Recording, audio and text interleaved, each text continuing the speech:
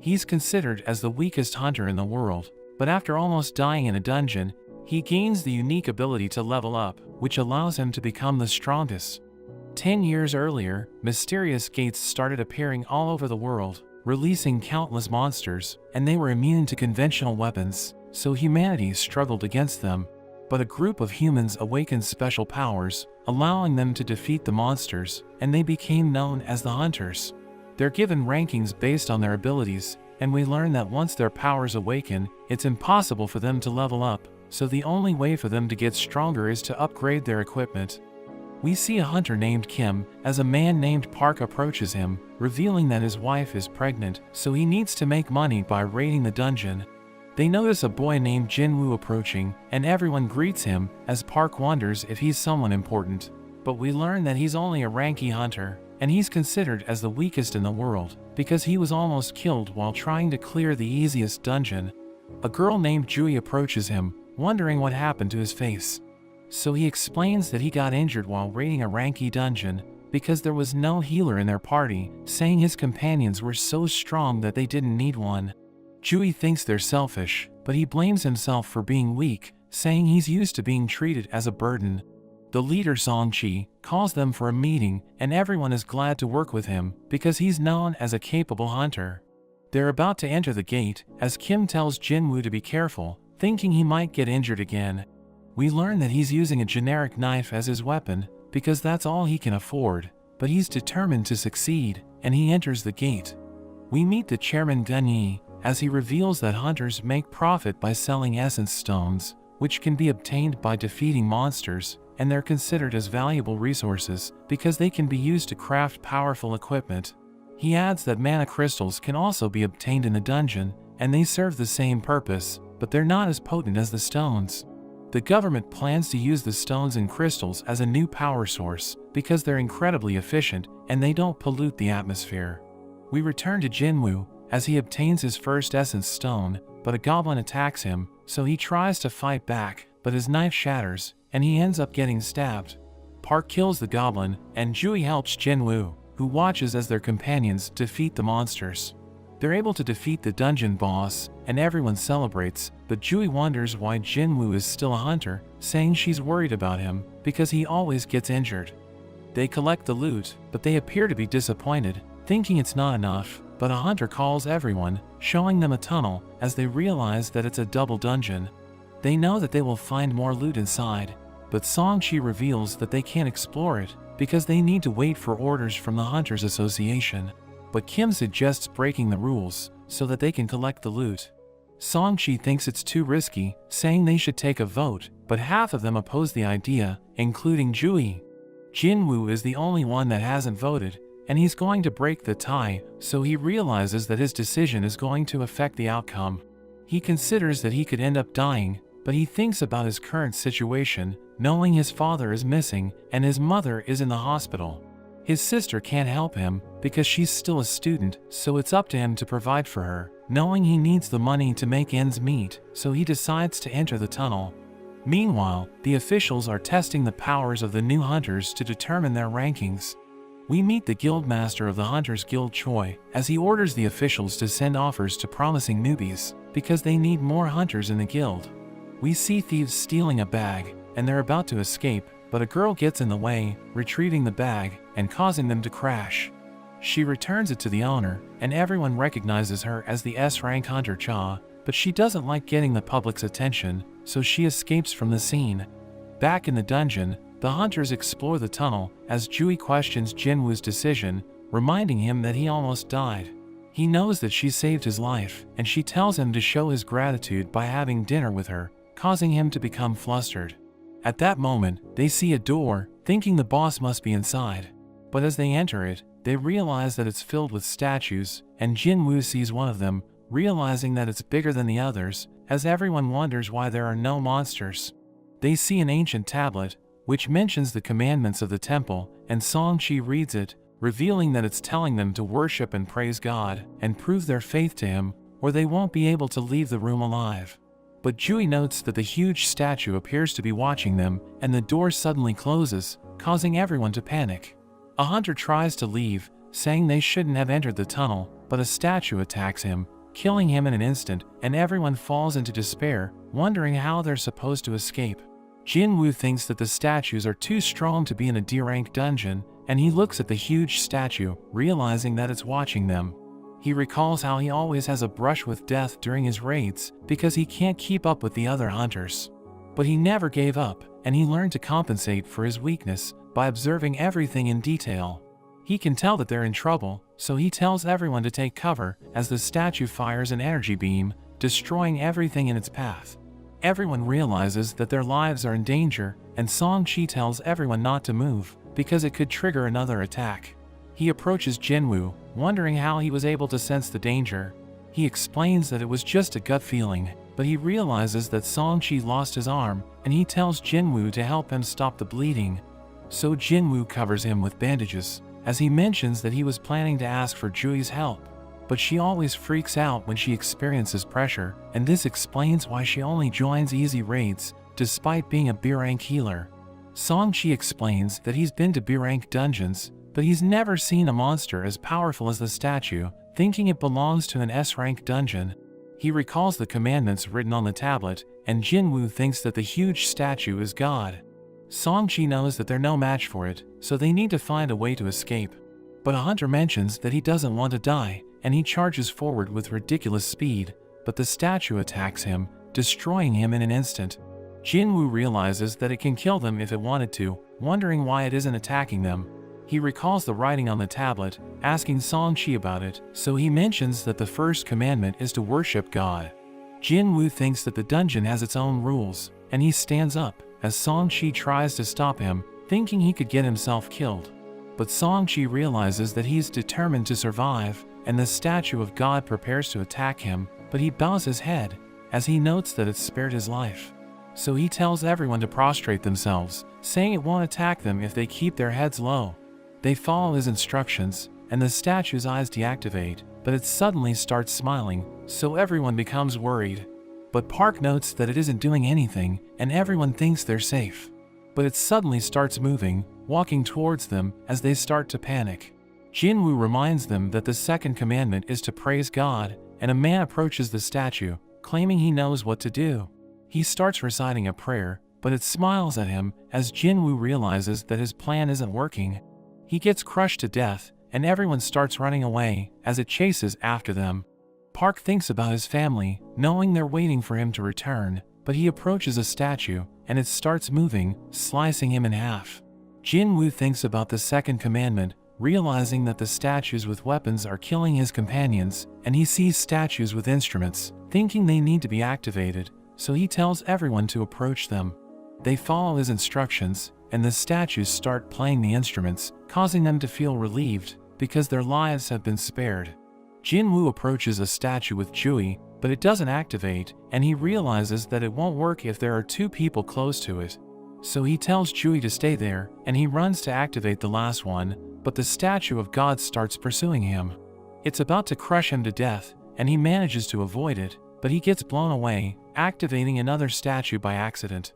It attacks him, smashing the ground, and Jui thinks he's dead, but we see him crawling to the last one, refusing to give up, as the statue of God continues to pursue him. It stomps on him, but the last statue starts singing, and we see that he was able to activate it. So the statue of God spares him, returning to its throne, as he realizes that they have completed the second commandment. Jui approaches him, but she realizes that he lost his leg, so she tries to heal him, but she ends up reaching her limit. Everyone realizes that their companions are dead, and Kim blames Song-chi for everything, because he's the leader of the group. Their companions think Kim is being unfair, because he suggested breaking the rules, and they start blaming each other. But Song-chi takes responsibility, because he was the one who made the final call. An altar suddenly appears, as Jinwoo explains that the third commandment is to prove their faith to God, thinking they need to perform a human sacrifice to survive. Kim tells Song-chi to offer his life, because he's the leader of the group, and he agrees to this, so he approaches the altar. But a fire suddenly appears, so everyone becomes confused, and Jinwoo tells them to help him reach the altar, because he wants to examine it. As they approach it, more flames appear, and Jinwoo wonders if anyone will arrive to rescue them. But Song-chi explains that the gate is about to fully open, so nobody will be able to save them. We learn that a gate remains inactive for 7 days after it appears, but after that period, monsters will be able to enter the world in what's known as a dungeon break. So hunters are sent into the gate to prevent it from happening by defeating the dungeon boss, and Jinwoo realizes that if they fail, the statue of God will be able to enter their world, so they need to clear the dungeon at all costs. He advises everyone to approach the altar, and more flames appear as the altar activates, causing a ring of blue flames to surround it. The door opens, as everyone wonders if they can leave, but the statues start moving as a blue flame disappears. Everyone panics, but Jinwoo notes that the statues stop when he looks at them, and he tells everyone to keep their eyes open so that the statues won't be able to move. It appears to be working, but one of them panics, and she starts running away, causing a red flame to disappear. She manages to leave the room, and everyone wonders what's happening, because the commandment is to prove their faith. Jinwoo thinks it's a trap, but another one runs away, so he warns the others that they will have blind spots if more people leave. He thinks the blue flames serve as the timer, and the goal is to survive until they disappear, but Kim knows he isn't sure, because he has no evidence to support his theory. Kim thanks him for helping them survive, but he mentions that he has a family waiting for him, and he decides to run away. Jinwoo realizes that they can't stop all of the statues, and Song-chi tells Jui to escape with Jinwoo, but her legs stop moving because she has already spent all of her energy. So Jinwoo tells Song-chi to escape with her, saying he won't be able to run away because he only has one leg, and he gives her an essence stone, telling her to use it to buy dinner. She doesn't want to leave him, but Song-chi knocks her out and carries her away. Jinwoo is the only one left, knowing he doesn't stand a chance, but he takes a sword, planning to fight until his last breath. But the statues attack him, blowing him away, and he ends up losing an arm. He endures a brutal beatdown, and he lands on the altar as a statue prepares to strike him down. He notes that he doesn't want to die, so he starts crying, but the timer expires as he receives a system message asking him if he wants to become a player. He wakes up in a hospital, realizing that his body has been completely healed. He wonders if it was just a dream, but the manager of the Hunters Association surveillance team, Jinchul, enters his room. Jinchul explains that he was unconscious for the past 3 days, and he wonders what happened to Jui and Song-chi. Jinchul reveals that they survived, but Song-chi lost his arm, so he might be forced to retire as a hunter, and Jui is suffering from trauma, so she needs psychiatric care before she can join another raid. He reveals that the White Tiger Guild rushed to the dungeon because they were alerted by the survivors, but they never saw the statues, and Jinwoo was found lying on the ground. Everyone finds this strange, but they believe that the survivors are telling the truth because the remains of the other hunters were found on the scene. Jinchul thinks that an E-rank hunter could never survive the incident, so he believes that Jinwoo unlocked a new level of power through his second awakening. He pulls out a gadget, explaining that it will measure Jinwoo's magic, and he becomes excited, thinking he has become stronger. But as he touches it, we see that his score is 10, which is considered abysmal, because even the weakest hunters get a score of 70. So Jinchul explains that they were mistaken, and they leave the room, thinking he's as weak as a civilian. Jinwoo is disappointed with the result, but he wonders why they didn't inquire about the screen, because he can see it floating in his room. He wonders if he's the only one who can see it, and at that moment, his sister Gina arrives, revealing that she was worried about him. She tells him that she will quit school and get a job so that he can stop being a hunter because he always ends up in the hospital. He apologizes for making her worried, and he inquires about the screen, but she becomes confused because she can't see it. He asks her how she checks her messages in video games, and she tells him that he just needs to open the message box. So he mentions the message box, and the system recognizes his command, informing him that he has a daily quest. He thinks about how he has become a player, and Gina decides to let him rest, as he reads his notifications, realizing that the system is designed to assist him, but he will receive a penalty if he fails to comply. He accepts the daily quest, and the system gives him a simple workout routine, warning him that he will receive a penalty if he fails. But Jinwoo thinks it's impossible to complete it, because he's still in the hospital, so he decides to take a nap. Meanwhile, Jinchul reports to Gunyi, informing him that Jinwoo didn't undergo a second awakening. Gunyi mentions that the case is full of mysteries, thinking there's still much they need to learn about dungeons, so they decide to label it as a special case, which will require further evaluation. Choi orders Cha to become the instructor in a B-rank raid, saying it will serve as practical training for the new recruits. She thinks she isn't fit for the role, but he tells her that she just needs to fight, and everyone will learn from her example. Choi reveals that the Hunters Guild is one of the largest in the country, but they're nothing compared to the best guilds in the world. He knows that a hunter's rank can't be changed, but he thinks they can improve by working on their combat abilities. Jinwoo is sleeping on his bed, but the timer for the quest expires, and the system informs him that he has failed his quest. So the ground starts shaking, causing him to wake up, and he finds himself in the middle of the desert, wondering if he's dreaming. But he encounters a giant centipede, as the system tells him to survive for 4 hours, so he panics and he starts running away as the monster chases after him. But more centipedes appear, and he eventually becomes exhausted. He's about to get eaten, but the timer expires, so he returns to the hospital as the system informs him that he has completed the penalty quest. But he ends up collapsing, and the nurses enter his room, wondering what happened to him. We cut to Jui, as she's invited to join a D-rank raid, but she declines because she still hasn't recovered. She learns that Jinwoo is in the hospital, so she decides to visit him, but she hears the nurses complaining about his behavior, thinking he's insane because he just recovered, but he never stops training. Jinwoo takes a break, and we learn that every time he completes a daily quest, his body fully recovers, and he gains ability points, which he can use to increase his stats. We learn that he has an inventory screen, and he can learn skills, but he thinks his situation is weird, because he feels like he's playing a video game. He returns to his room, where he reveals that he gets a random loot box when he completes a daily quest.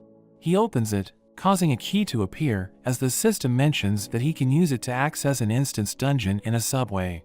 He becomes confused, because he doesn't know what an instance dungeon is, but he thinks the key will lead him to an event, which can help him get stronger. Jinwoo visits his mother in the hospital, and in a flashback from 4 years ago, his mother suddenly collapses, so they take her to the doctor. He explains that she's suffering from a rare condition known as the eternal sleep disease, which came into existence when the gates appeared. It's caused by continual exposure to mana, but it's incurable, so they decide to put her on life support. Jinwoo needs money to make ends meet, so he starts working at a construction site, but he suddenly awakens his powers, and he becomes qualified to work as a hunter. He becomes excited, knowing his life is about to change, but he realizes that he's so weak that he can't even defeat a goblin, and the other hunters look down on him, seeing him as a burden. Back in the present, Jinwoo continues his training, and he increases his strength. He heads to the subway, and he takes his key, using it to unlock the instance dungeon. He decides to enter it, thinking he can run away if it gets too dangerous, but the exit suddenly closes, as the system informs him that the only way to escape the dungeon is to defeat the boss, or use a teleportation stone. But he realizes he's in trouble, because he isn't sure if he can survive on his own.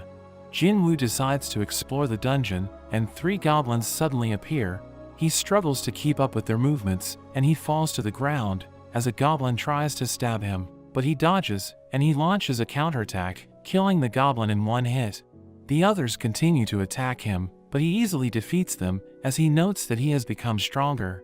But a wolf suddenly appears, and it charges at him, shattering his knife. He realizes that it's stronger than the goblins, and his legs start trembling as he realizes that he's afraid. The wolf charges in, and it manages to scratch him, as he notes that he has no healer, so he's going to die if he suffers a fatal injury. He evades the wolf's attacks, as he notices that his body feels lighter than usual, and he manages to overcome his fear. He punches with all his might, knocking the wolf down, and he realizes that he was able to hurt it, because he focused on improving his strength. But the wolf recovers, and it lunges at him, so he tries to stop it with his fists, but he realizes that his attacks are working. So he starts running away, thinking he doesn't stand a chance, because he has no weapon. But at that moment, he recalls that he saw something in his inventory, so he opens it, and he takes a magic sword, as the wolf lunges at him, but he attacks it, slicing it in half. He wonders why he has the sword in his inventory, because he knows that it belongs to Kim, and it's too expensive for him to afford. But he decides not to think about it, and he notes that his wounds have healed. But 2 more wolves appear, as he realizes that his sword is stuck in the ground. So Jinwoo starts to panic, but as the wolves approach him, he manages to lift it, and he takes a swing, but the wolf is able to catch it. So he kicks it, causing it to weaken its grip, and he slices its head off. Seeing this, the other wolf decides to retreat, and as he rests, he realizes that he has reached level 2. He notes that he never leveled up by completing quests, so he realizes that actual combat allows him to gain experience.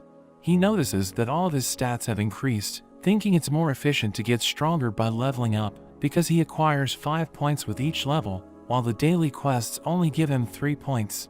But Jinwoo realizes that he just defeated 5 monsters, thinking he shouldn't get carried away, and he checks for magic gems, but he finds an item instead. The system tells him that he found a shop, and he tries to buy something, but he realizes that he can't, because his level is too low. He decides to sell the item, allowing him to earn 20 gold, but he wonders how much it's worth in cash, thinking it isn't much, because he appears to be in an E-rank dungeon. He wonders how he can clear the dungeon, because he doesn't know where to find the teleportation stone, and he thinks he isn't strong enough to defeat the boss. But he thinks he might stand a chance if he continues to level up, and he encounters a pack of wolves, but he isn't afraid of them. He charges in, swinging his blade, and killing them as they approach him. He ends up getting surrounded, but he isn't bothered, and he slaughters all of them, allowing him to level up. Jinwoo realizes that his sword is about to break, but he knows that weapons are expendable, and he's glad that the fight is over. He checks his inventory, and he realizes that he has already acquired the teleportation stone. But he decides to stay in the dungeon, because he wants to defeat the monsters to get stronger, thinking they will disappear if he teleports away. Jinwoo heads deeper into the dungeon, slaughtering the monsters along the way, as he notes that his battles are becoming easier. We learn that he can assess a monster's level by looking at the color of its name. The monsters with white names are weaker than him, while the ones with red names are stronger. He knows he's making progress, because the wolves used to have a red name, but now it's white. He senses the presence of the boss, and he isn't sure if he can defeat it, but he decides to fight it anyways. He reaches a swamp, and he sees a creature charging at him with incredible speed. He tries to block, but he gets knocked back, and he realizes that his sword is broken. A huge serpent appears, as Jinwoo notes that its name is orange, so it has the same level as him, and he realizes that its body is covered in scales, so his sword is useless against it. It tries to attack him, and he manages to dodge, but he wonders how he can defeat it. It starts pursuing him, and he struggles to avoid its attacks, but it hits him with its tail, blowing him away. A train is about to crash into him, so he dashes away, and he barely manages to avoid it. He thinks he still isn't strong enough, wondering how hard he has to work to escape his life of constant ridicule. He continues to struggle against the serpent, as he recalls that he's considered as the weakest hunter in the world, thinking the weak are always powerless against the strong, so he's determined to become stronger. He charges at the serpent, evading its attack, and plunging his sword into its scales. It tries to attack him, but he avoids it, and he leaps into the air, as the serpent tries to eat him. But he suddenly disappears, and the serpent realizes that he's clinging to its body. Jinwoo uses his strength to crush its scales, and it appears to be in pain, so it smashes him against a pillar. But he doesn't let go, and he presses down on the serpent's neck with all his might, causing it to bleed, as he continues to tighten his grip. The serpent runs out of blood, and it crashes to the ground, as the system informs Jinwoo that he has defeated the boss.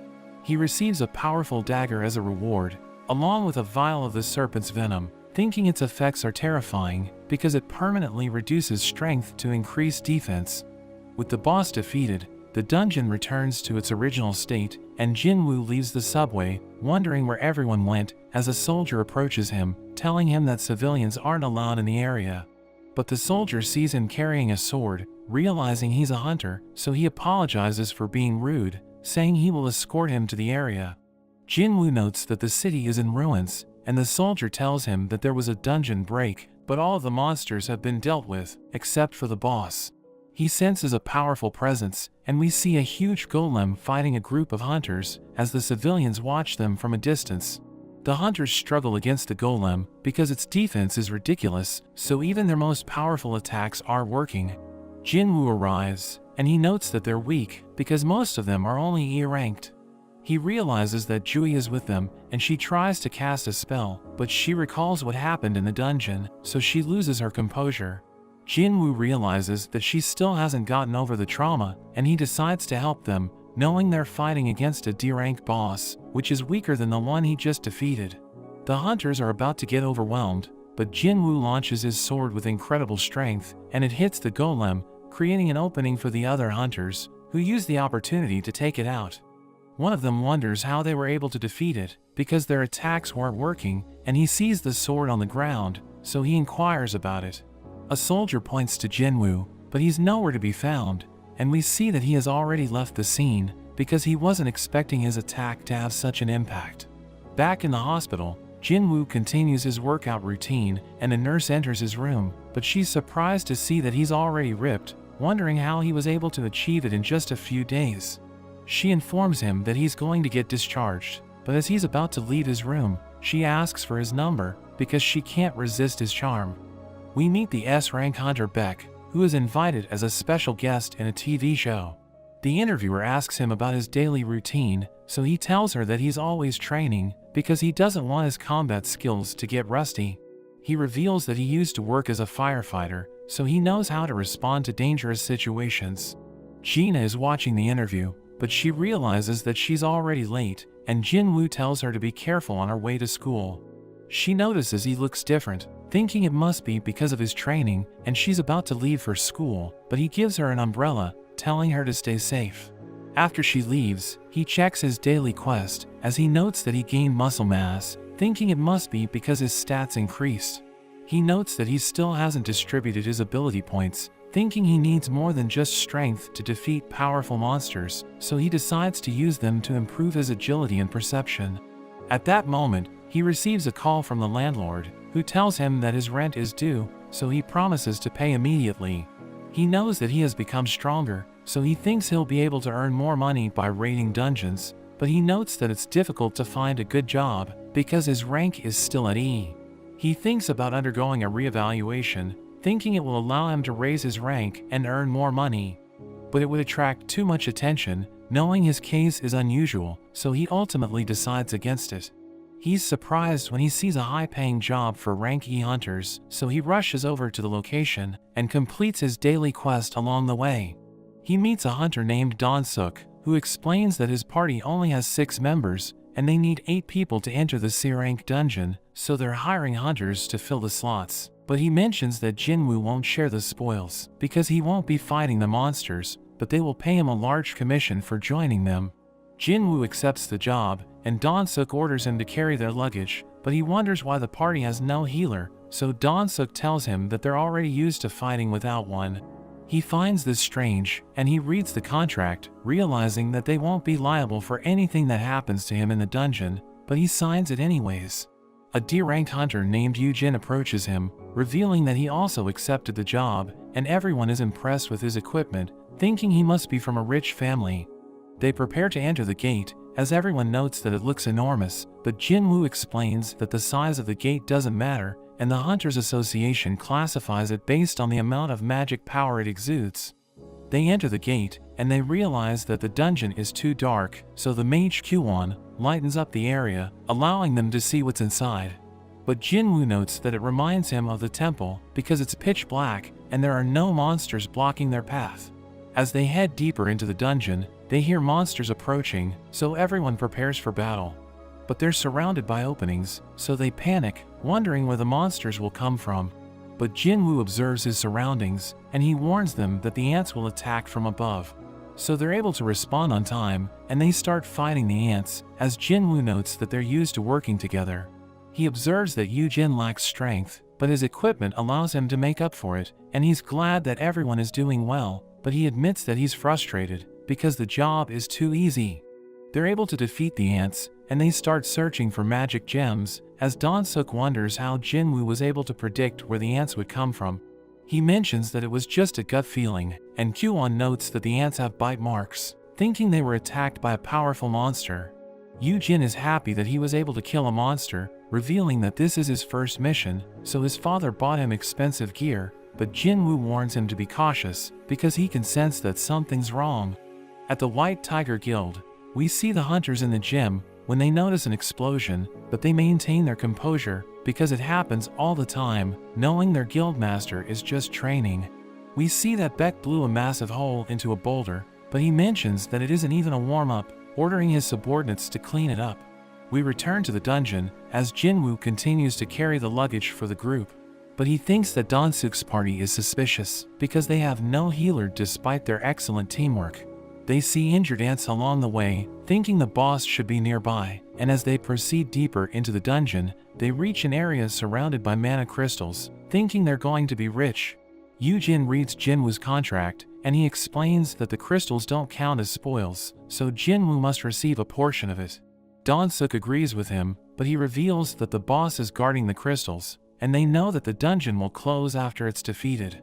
So he suggests mining the crystals before they deal with it, knowing it's still sleeping, but Donsuk explains that they left their mining tools, so they need to leave the dungeon to get it.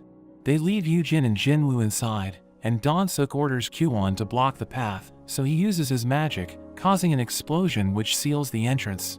Jinwoo realizes that they have been betrayed, as he recalls that Song-chi warned him that the crime rate for dungeon raids is high, because there's no way to tell if a hunter has been murdered in a dungeon. Yu Jin blames himself for talking about the contract, but Jinwoo knows that Donsuk's party was planning to kill them from the very beginning. The spider approaches them, and Yu Jin promises to protect Jinwoo, who notes that the spider is stronger than the bosses he defeated so far.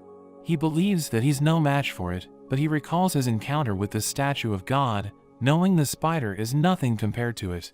So he tells Yu Jin to stand back, as he prepares to fight the boss. Donsuk's companion wonders why they're using the spider to eliminate Jinwoo and Yu Jin, so he explains that he didn't want to risk waking it up. He thinks that it will go to sleep after it eats them, and he reveals that there's a small path above the cave, planning to use it to return, as he mentions that Jinwoo and Yu Jin are as good as dead. Yu Jin thinks that Jinwoo doesn't stand a chance, because he's just an E-rank hunter, but he refuses to back down, thinking he's strong enough to defeat it. He charges in, attacking with ridiculous speed, and Yu Jin is surprised to see this. But we cut to Gun Yi, as he tells Jinchul that he's exhausted because of his meetings. So Jinchul invites him to a sparring match, thinking it will help him unwind. He accepts it, saying he's out of his prime, but as they start training, Jinchul struggles to hit him, and he counters with a devastating blow, allowing him to win the match. Jinchul thanks Gun Yi for his guidance, saying he's amazing, because he's incredibly strong for his age. He tells Jinchul that his moves have improved, advising him not to neglect his training, because it will help him survive dangerous situations. We return to Jinwoo, as he tries to cut the spider's legs, but he realizes that its armor is too tough, and he notes that its attacks are deadly, thinking it could kill him in one hit. He struggles against it, as Yu Jin wonders how he can move so fast, thinking he must have intentionally lowered his ranking by controlling his magic. But Yu Jin becomes afraid, because few hunters are capable of doing this, and they're usually psychopaths who take pleasure in killing. Jinwoo realizes that his fatigue is increasing, knowing it will cause his movements to slow down, so he thinks about using his dagger's special abilities to end the fight. He sees the spider's head, thinking it's the weak spot, so he charges in, but the spider spits acid, forcing him to retreat. He knows that he needs to close the distance, so he uses his dash skill, allowing him to move even faster. He attacks the spider's head, and it has no effect, but he refuses to give up. So he continues his assault, but his fatigue accumulates, causing him to slow down, and he crashes to the ground. The spider is about to strike the finishing blow, but he uses his full recovery, allowing him to dodge it, and he launches a surprise attack, stabbing the spider's eye. The dagger's ability activates, paralyzing the spider and draining its health, as Jinwoo continues his relentless assault. It crashes to the ground, and the system mentions that the boss has been defeated, but Yu Jin can't believe his eyes, thinking he was right about Jinwoo. So he tells Jinwoo to relax, as he mines the crystals, but at that moment, Donsuk's party arrives, realizing that the boss has been defeated. They think Yu Jin was the one who killed it, and Dan-suk tells him to eliminate Jinwoo, saying they will spare his life if he obeys them.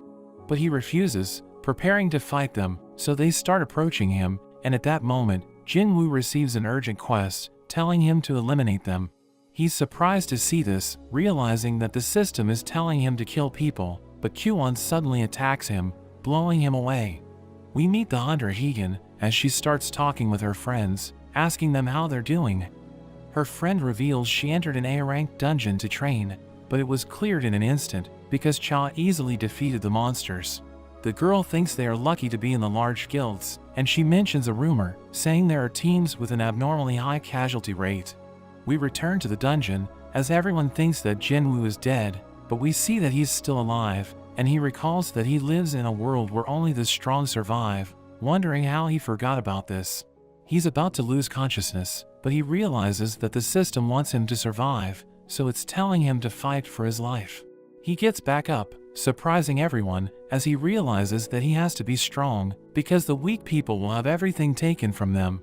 They call him the weakest hunter in the world, but he asks them if they're ready to face the consequences, as he unleashes an ominous aura. Dan-suk's companion approaches him, reminding him that he's just an A-rank hunter, but he suddenly kills the man, slicing his head off. Everyone is surprised to see this, wondering when he pulled out his weapon, and he notes that he just murdered someone, but he knows that he did it to save his own life. Dan-suk's party attacks him, but he manages to defend himself, slaughtering them as they try to kill him. Kwon tries to blast him, but he suddenly disappears, and lands a counterattack, taking him out in an instant. Dan-suk freaks out, realizing that Jinwoo was hiding his true powers, but he mentions that he's stronger than his companions, as he uses his skill to strengthen his body. He believes that Jinwoo relies on his speed, and he's using his dagger to deal damage, but he knows that it won't work against him because his body is as hard as steel. He charges in, trying to avenge his companions, but Jinwoo smashes him against the ground as he realizes that he doesn't stand a chance. So he starts begging for his life, telling Jinwoo that he can have the crystals, but he mentions that Dan-suk tried to kill him 3 times, reminding him that no one will know what happens in the dungeon. Jinwoo slices his head off, allowing him to complete the urgent quest, but the dungeon starts collapsing as the gate is about to close. They're able to escape in time, and they report that Dan-suk's party was killed during the raid. Jinwoo realizes that he received a reward for completing the urgent quest, and he acquires a skill called Murderous Intent, which weakens the enemies by causing them to panic. The official believes them, and she judges them based on their equipment, thinking Yujin was the one who defeated the boss, while Jinwoo did nothing to help, but Yujin thanks him for saving his life. Jinchul receives a report about the incident, but finds it suspicious when he hears that Jinwoo was involved, and as he looks at the file, he recognizes Dan-suk, because he's the brother of a famous hunter. Jinwoo returns home, and Gina is happy to see he bought food. She asks him how his raid went, but he thinks back to how he didn't even hesitate when he killed the hunters. He wonders if there's something wrong with him, but his sister snaps him out of it. He decides not to worry about it, thinking he needs to prioritize getting stronger to protect his family. As he drinks his beer, he gets a notification of a debuff, but it seems to get cleansed. He keeps drinking in his room, but realizes he can't get drunk, and sees that one of his quest rewards gives him regeneration and immunity to status effects. He gets a call from Yujin, and they meet up at a cafe. Yujin sees him as his boss, and says he's putting together a team, but Jinwoo instantly turns him down. Jinwoo prepares to leave, but Yujin begs him to listen. He explains he's trying to become licensed as a guild master, but it requires 20 raids worth of experience. His father owns one of the country's biggest construction companies, and they are looking to form a guild. Jinwoo thinks about all the treasures that can be found in dungeons, so he isn't surprised with their plan. Yujin mentions his father wants an S-rank hunter to be the guild master, with his brother as second in command. Jinwoo notes that there are only 7 S-rank hunters in the whole country, and all of them are already in guilds besides one named Min, who's currently retired. Jinwoo realizes they plan to poach one from another guild, but he warns that it's a bad idea. Yujin reveals his brother can't be the guild master because he didn't awaken as a hunter, so it's his chance to take his place. Yujin points out how they can help each other, Jinwoo can participate in raids while hiding his power, while Yu-jin can convince his father of his success if he only has help from an E-rank hunter. He shows Jinwoo the building they plan to use as the guild's headquarters, valuing it at around $20 million, and he offers it in exchange for his help on 19 more raids. Jinwoo considers the offer, but thinks that since he's the only person that can level up, he will eventually reach S rank, so 20 million would be nothing when that time comes, and he ends up turning down the offer.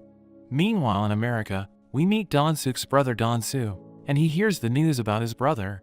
He knows his brother was murdered. Looking at the information on the two survivors, he plans to fly back to Korea to find them, but his assistant tells him his schedule is full, so he agrees to wait, hoping the two will survive until he has time for them. Jinwoo goes running with his sister, and he wonders what she would do if she had $20 million, but she finds it unrealistic. As Jinwoo goes to complete his daily quest, he realizes that the counter can go beyond his requirement. He decides to test the limit, and realizes he can do double the requirement. It turns into a secret quest, and he gets the option to receive a blessed loot box. It turns into another key, which seems to lead to the demon's castle, with a difficulty rank of S. He's shocked when he sees that it contains the ingredients for the elixir of life, and he thinks he can use it to save his mother. He opens the dungeon, revealing a flaming portal, wondering if he can really take on an S-rank dungeon, but we see he saved a teleportation stone just in case. As he approaches the entrance, he's confronted by a Cerberus, but he's determined to get stronger. He uses his dash to approach the beast, and he starts slashing at it, but it barely does any damage. He uses his murderous intent skill, but it has no effect. His arm gets bitten, and he loses a third of his HP. He manages to get back up, but the Cerberus uses a skill that doubles its stats. Jinwoo is unable to react, and he takes another hit. He gets smashed continuously, and we see his health is getting low. He prepares to use his teleportation stone, but the Cerberus attacks again, causing him to drop it. He wonders how he can survive, and he decides to try the snake's poison, remembering how he has debuff immunity, so he's able to get rid of the negative effect. The Cerberus lunges at him, taking another bite out of him, but he survives, and sees that the Cerberus's skill has ended. He rushes at it, and he's finally able to do some damage. The beast bites down on him, but he barely survives, and he stabs the dog's eye. He stabs it repeatedly, and he manages to kill the beast. He levels up after the fight, allowing him to heal, and he's glad that it's over. He receives another key to unlock the demon's castle, as well as the formula for the elixir of life, which requires 3 items from within the castle. Jinwoo realizes he needs to get stronger before he takes it on, but he swears to be back for it soon. He meets up with Yu-jin, saying he has changed his mind, so he's going to be joining the raids, under the condition that they will enter the dungeons alone.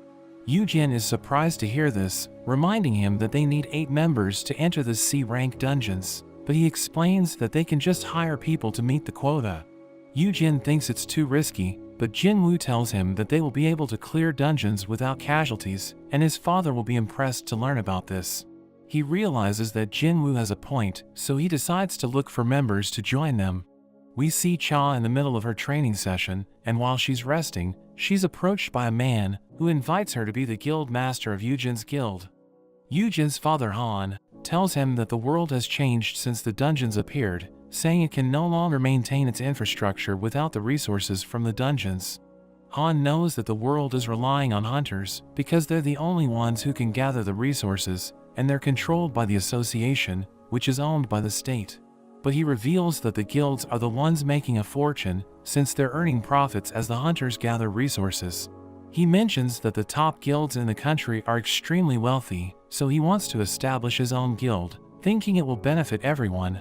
We return to Jinwoo, as he completes his daily quest, realizing that he can no longer go beyond his requirement, so he can't get another blessed loot box.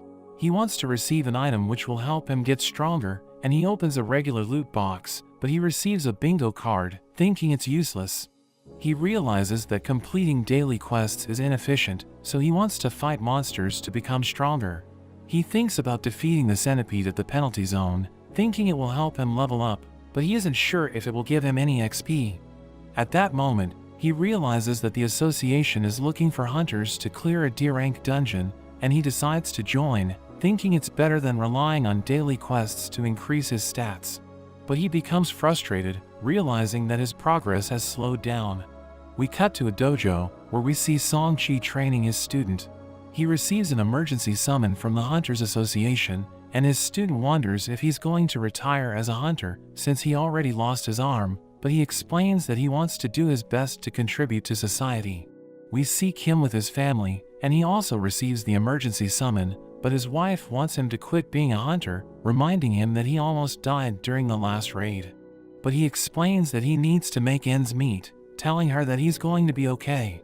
At the Hunters Guild, Choi talks to Beck, who appears to be upset, because Choi arranged the interview for him at the association.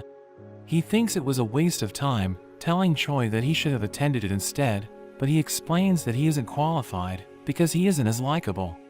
He tells Beck that Han is preparing to launch his own guild, but Beck reveals that he already knows about this, asking Choi why he wanted to see him. Jui receives a call from her mother, who reveals that she's worried about her, because she appears to be having issues, asking her to quit being a hunter. But she becomes upset, telling her mother to stop running her life, and she ends the call. She starts questioning her capabilities, but she wants to keep on trying, and as she leaves her room, we see that she has received the emergency summon. Cha approaches Choi, and she tells him that she's been invited as the guild master of Yujin's guild, but she reveals that she turned them down, and he's happy to hear this. She tells him that she saw Beck on her way to the office, wondering what he's doing there. We learn that Choi told Beck about Jeju Island, revealing that it has been sealed off after their raid failed, and everyone's trying to forget about it. Beck thinks it doesn't matter, but Choi becomes upset, saying he'll never forget what happened on the island. He wants to clear it, asking Beck to help him gather allies, as he wonders if Beck also lost something during their raid. Beck recalls that they ended up getting overwhelmed, leading to the death of his friends, and he continues to think about them to this day. We see Song-Chi walking around the city, as he thinks about his magical powers, thinking it doesn't fit him, since he's a swordsman. Along the way, he encounters Jinwoo, realizing that his leg has been healed, so Song-Chi wonders what happened to him. He explains that his leg was already healed when he woke up, so Song-Chi thinks that a high-ranked healer took care of it. He's happy to see Jinwoo, but he realizes that Song-Chi never got his arm back, so he becomes sad, but Song-Chi tells him it's okay, and they realize that they're going to be working together.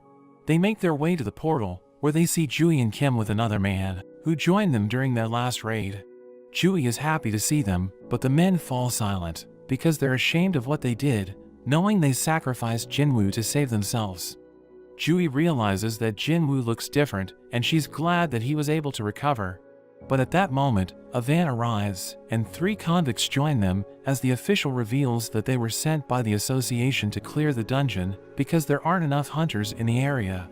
She assures everyone that they won't cause trouble, because the B-rank hunter Kang will be watching over them, thinking he should be able to dispose of them if they don't cooperate. Jinwoo finds them suspicious, telling Jui not to participate in the raid, but she tells him that she's joining because she wants to stay with him. Kang removes the convicts' restraints, but he warns them that he will kill them if they act up. He wonders who's going to be acting as the raid leader, and Jinwoo tells Song-Chi to take the role. He thanks Jinwoo for trusting him, blaming himself for what happened in the temple, as he mentions that they were only able to survive because of Jinwoo. So he thanks Jinwoo for saving their lives, and they head into the portal, ready to face what lies ahead. They're attacked by goblins, but the convicts are easily able to deal with them, and Song-Chi wonders if they are the real monsters. Jinwoo also easily takes out the goblins, and Jui notes how she hasn't even needed to heal him. They continue exploring the dungeon, and come to a fork in the road. Kang suggests they should split up, and he decides to take the convicts down one of the paths, but tells them to regroup if they find the boss room. However, thanks to Jinwoo's perception, he's able to tell which path leads to the boss. He thinks that the goblins aren't enough XP for him, so he tells Song-Chi to take the left path. Kim and the other man take the middle, and they split up, but Jinwoo notices Kang watching him. Kim takes out a goblin, and he's glad they're pretty weak. The other man hopes things go smoothly, but Kim thinks it can't be that bad since they let the weakest hunter on the mission, so the dungeon must be low level. but the man reminds him that Jinwoo was also in the last dungeon. Kim feels bad remembering how they abandoned him, and he decides to apologize to Jinwoo after this mission. Meanwhile, with the convicts, they get bored since the goblins are no challenge. In a flashback, we see Kang talking to a man who complains about the 3 men who abused his daughter, and she ended up taking her own life. But hunters are able to get reduced sentences by participating in dungeon raids. He thinks it's not fair, so he offers Kang money to kill them in the dungeon, saying that no one outside will know what happened. Back in the present, Kang tells the men he plans to report that they died to a horde of goblins. He easily takes them down, and he prepares to torture them, but Kim suddenly walks in on him. Meanwhile, Jinwoo remembers how he met Kang at the hospital, hoping he doesn't recognize him. But he suddenly hears a scream, so they rush back and find the bodies of the convicts. Kim's companion is down, and Kim is also in terrible condition. Jui quickly goes to heal him, and Song-chi can tell he was attacked with a blade. Kim thinks he can't be saved, but Jinwoo reminds him about his family, wanting him to survive so he can hold his grudge against him. Kim wishes he could apologize under better circumstances, but says he's sorry as he fades away. Kang watches them from above, preparing to attack, but Jinwoo catches his arm. Kang is impressed, but Song-chi wonders why someone from the association would do something like this. Song-chi prepares to take him on, thinking Jinwoo isn't strong enough, and he gets Jui to buff him. Even though Kang is higher ranked than him, he thinks assassins usually have low defense. Kang laughs at him for being a mage that uses a sword, but acknowledges that he has some skill. However, Song-chi takes a hit, but Jui instantly heals him, and Kang is annoyed by her, thinking he needs to take her out first. He rushes at her, but Song-chi stops him, saying he won't lose in terms of swordsmanship, but Kang's speed is too much, and he gets cut from all sides. Jui tries to heal him, but she's out of power, and Kang thinks it's over, but Song-chi suddenly uses his fire to blast him.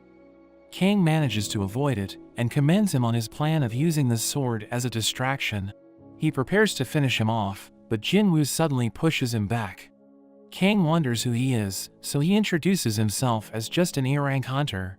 But Kang doesn't believe him, since he was able to stop 2 of his attacks, and he realizes that Jinwoo must have had a second awakening.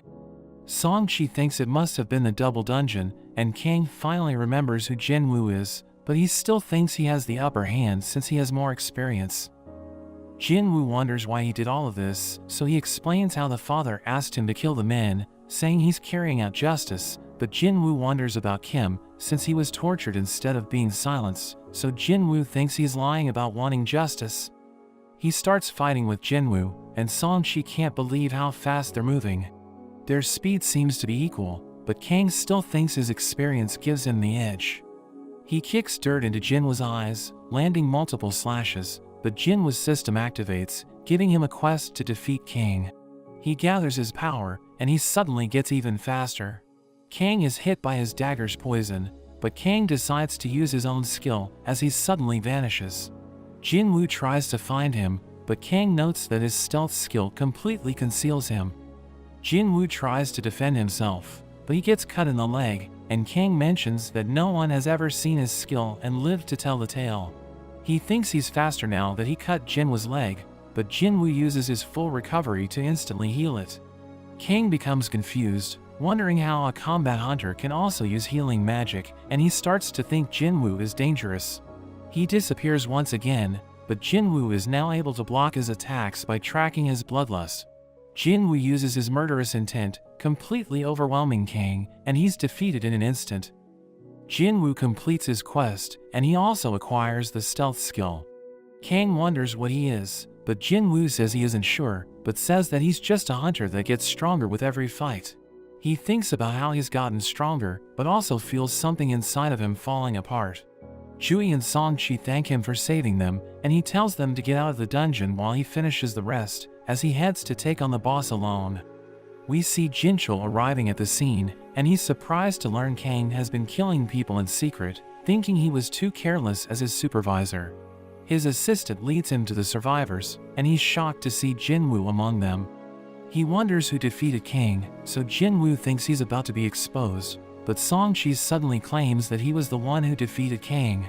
Jinchul wonders how he did it, since he's lower ranked than Kang, so he explains it was because he had a healer, but Jinchul still finds it sus, but decides to accept it for now, and Jinwoo realizes he can't get cocky just because he defeated Kang, because he can now sense that Jinchul is A-ranked, and he stands no chance against him.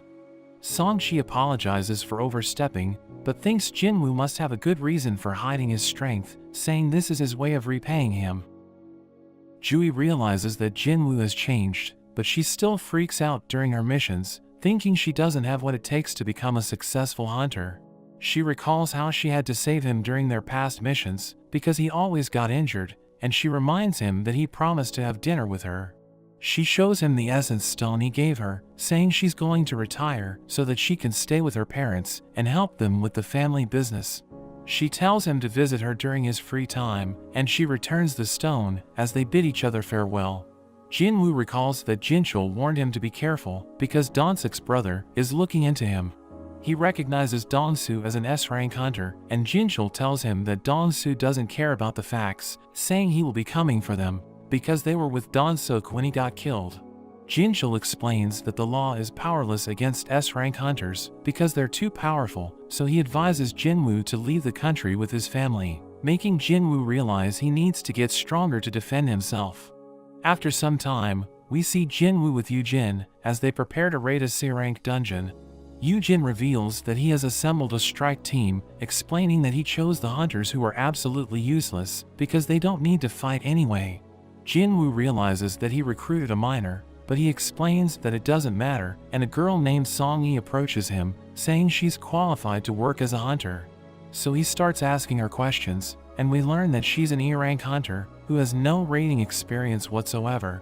Jinwoo tells the other hunters to wait outside while he and Yujin clear the dungeon together, but one of them asks if they are serious, because they're paying everyone 3 million just to do nothing. Yujin confirms this, saying they don't need to fight, but they aren't allowed to tell anyone about their deal, or they need to pay him 10 times the amount. Yujin wears a new set of armor, saying he's planning to use it during the raid, but Jinwoo pokes him, and he crashes to the ground, so Jinwoo advises him to take it off, because he can't even move while wearing it. They enter the gate, but everyone thinks they're insane, thinking they won't make it, because they're low-rank hunters. But after an hour, everyone sees Yujin leaving the gate, and they realize that the dungeon has been cleared, and they can't believe it, wondering how they defeated the boss. They decide to head to the next gate, and Yujin reveals that they plan to clear 3 dungeons in one day, saying everyone's going to earn 9 million in total. Jinwoo encounters countless monsters during the raids, but he easily defeats all of them, allowing him to level up. Yujin realizes that Jinwoo is getting stronger because he's using new skills, and he notes that stealth is useful because it allows him to fight while he's invisible. Yujin takes the loot, as Jinwoo realizes that he doesn't have enough mana to use his skills, so he thinks about increasing his intellect. He suddenly receives a notification, which mentions that he has reached the required level, so he can now accept the job change quest. At the White Tiger Guild, we meet the manager named Sang, as he learns that someone spent 150 million to acquire the rights to the C-rank gates. His assistant tells him about Yujin's strike team, explaining that Yujin is the son of a wealthy businessman. But Sang thinks he's crazy, and he looks into the members of the team, realizing that Jinwoo is one of them, and he takes interest in him. Sang believes that Jinwoo has reawakened, telling his assistant that Jinwoo has survived 3 major disasters, which led to the death of several hunters.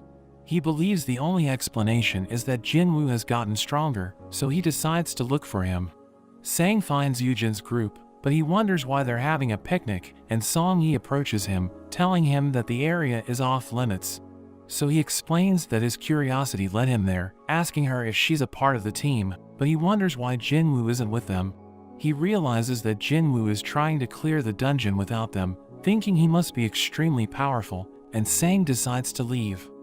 Moments later, Jinwoo exits the gate, and he asks Yujin if he can take a day off, because he has something he needs to do. But Yujin explains that they still need to clear the dungeons he reserved, and they realize that they might have to cancel it, but Yujin won't get his money back.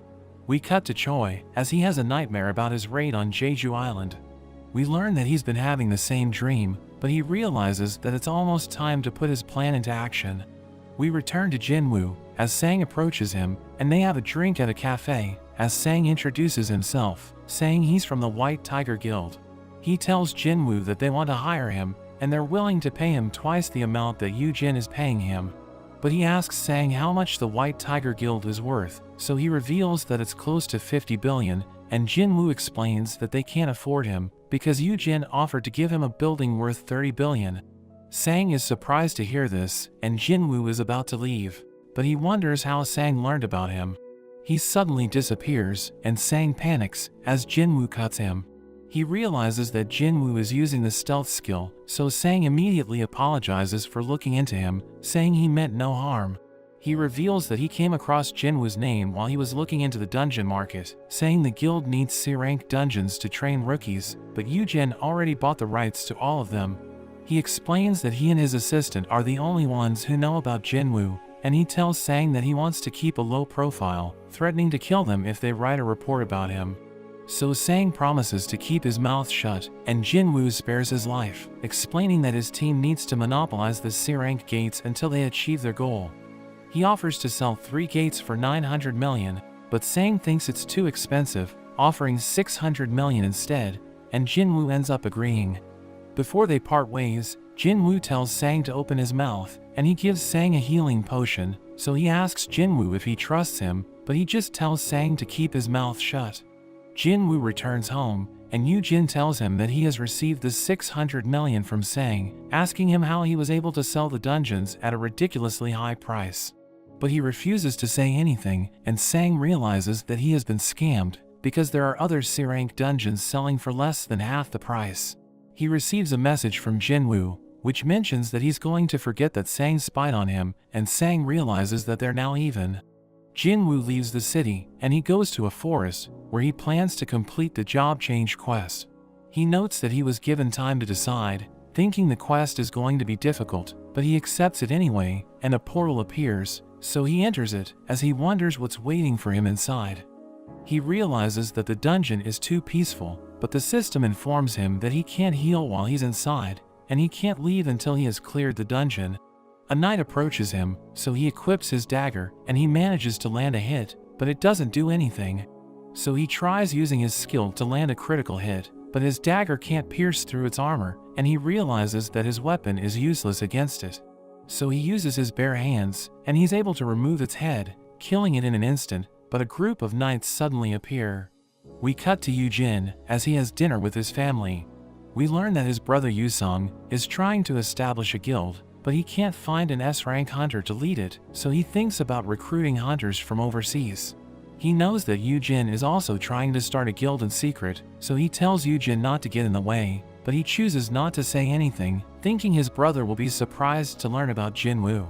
Jinwoo uses his brute strength to defeat the knights, and he notes that he's getting tired, but he suddenly senses a presence, so he takes his weapon, and he stabs an assassin, realizing that they have the stealth skill.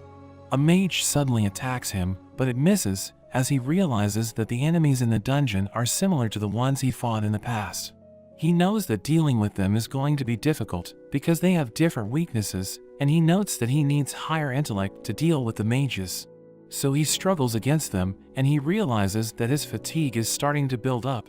But he still manages to defeat them, and he realizes that they dropped an armor, so he decides to wear it, realizing that it's invisible, and it doesn't restrict his movements. He notes that his fatigue has recovered, so he decides to proceed deeper, and he sees an enormous door, so he opens it, thinking he's about to meet the boss. He enters the throne room, where he senses a powerful presence, as the knight commander named Igris appears. He realizes that it's stronger than him, thinking it's nothing like the opponents he defeated so far. It suddenly charges in, and he's able to evade its attack, but it shatters the pillar behind him. Igris takes a swing, and he tries to block it, but it sends him flying, and Igris continues to pursue him as he struggles to keep up with its movements. He tries to fight back, but it dodges his attacks, and he manages to land a hit, but it doesn't do anything. Igris strikes back, and he tries to defend against it, but it manages to overpower him, pushing him back.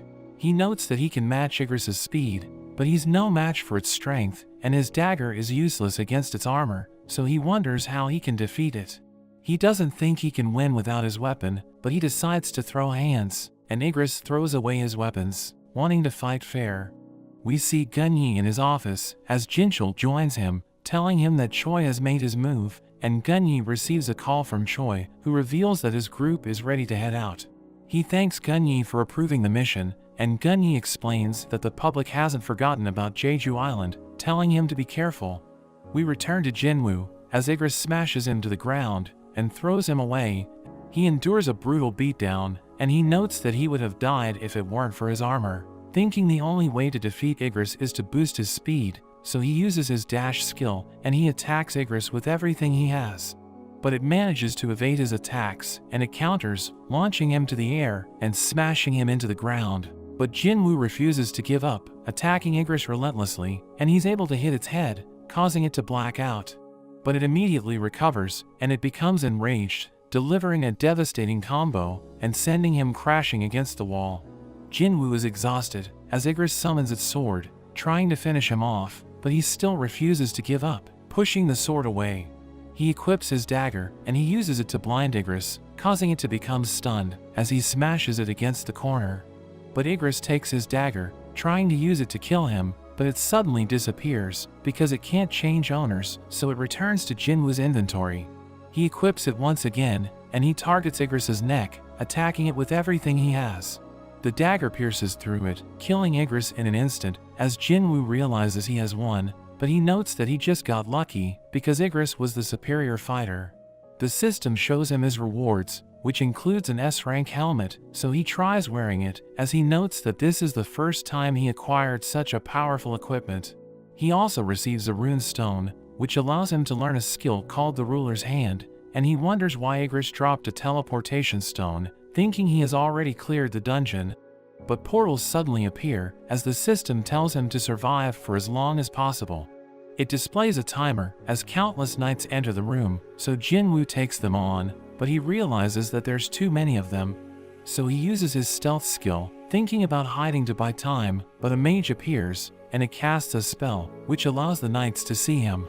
He's about to get hit, so he uses his murderous intent, stunning the knights, and he takes them out, but he realizes that he's running out of mana. He struggles to fight on, realizing that he has only survived for 5 minutes, and he thinks about using the teleportation stone, but a knight suddenly attacks him, causing him to drop it.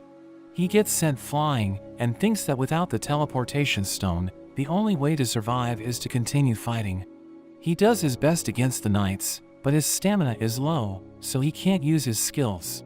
He barely has any HP left, but he refuses to give up and continues to fight. However, he reaches his limits and is brought to his knees. He thinks about his companions telling him he's done enough, and he sees his old self, thinking he should be happy with how far he has come. Meanwhile, at the association, we learn more about the previous Jeju Island raid. It was a horrific failure where many lives were lost, scarring all the hunters that survived, but Gunyi thinks it's something they need to overcome, or else they will all be destroyed. Jinwoo continues to struggle, and his other self tells him that although he might look different, he's still the same E-rank hunter, telling him to know his place. Jinwoo gets smashed into the ground, and a knight approaches to finish him off, but he notices that his daily quest is just about to expire. He gets a penalty for not completing it, and gets teleported to the penalty zone just in time. He uses the store to buy potions to recover his stamina, but he's suddenly surrounded by giant centipedes. But he charges at them, determined to get even stronger. He manages to defeat them all, gaining multiple levels, and he has 10 minutes left in the area. He checks his shop for new weapons, and he buys the Night Killer Dagger, which deals bonus damage to armored monsters. He also uses the rune stone he got from Igris, and he gains the Ruler's Hand skill, which allows him to affect objects without directly touching them. His timer reaches 0, and he's sent back to the dungeon, but he's ready for round 2. Meanwhile, we see Choi's group preparing for another raid on Jeju Island. Cha apologizes for not being able to be part of the last raid, but suddenly they detect a strange mana source in the water. Jinwoo is able to defeat the knights with his new weapon, but he feels something is off, because he doesn't seem to be gaining any XP. He notices that the mages are casting some kind of strange spell, and he realizes that the knights are just summoned monsters. He throws his dagger to take out one of the mages, and its summoned knights are also destroyed. Jinwoo continues to go after the mages, using his new skill to pull one of them in. However, the 3 remaining mages work together, and they summon a giant golem.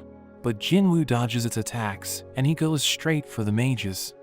The golem continues to attack, but Jinwoo pushes it back and manages to destroy it. The timer reaches over 4 hours, and he completes the job change quest. He gets to switch to an advanced class based on his performance, and he's given the Necromancer class. He wonders what's going on, since Necromancers are usually casters, but he hasn't put any of his stats into intellect. He thinks it's a waste since it doesn't suit his fighting style, and he's given an option to reject it. But when he tries to reject it, the system mentions that the Necromancer is a hidden class, so he ends up accepting it, and since he was able to exceed the survival time and kill all the monsters, he gains a number of bonus points. His advancement points exceed the threshold, causing dark energy to swell around him, and his class is upgraded to the Shadow Monarch. The job change is completed, and he starts to hear the voices of the knights, as he gains the ability to use shadow extraction on them, and it requires a command word to activate. Arise. Causing the knights to stand once more and become his minions. He thinks about controlling something stronger, so he turns his attention to Igris. He uses his extraction skill, and it suddenly pulses with energy, but the skill fails, and he only has 2 more attempts. He tries again, but it fails for a second time. Jinwoo thinks Igris must have been waiting for his king's return, but asks him to serve him instead. He activates his extraction skill one last time, and he successfully manages to turn Igris into one of his soldiers. But that's where the series ends for now. Remember to like and subscribe to the channel. Thanks for watching, and I'll see you next time.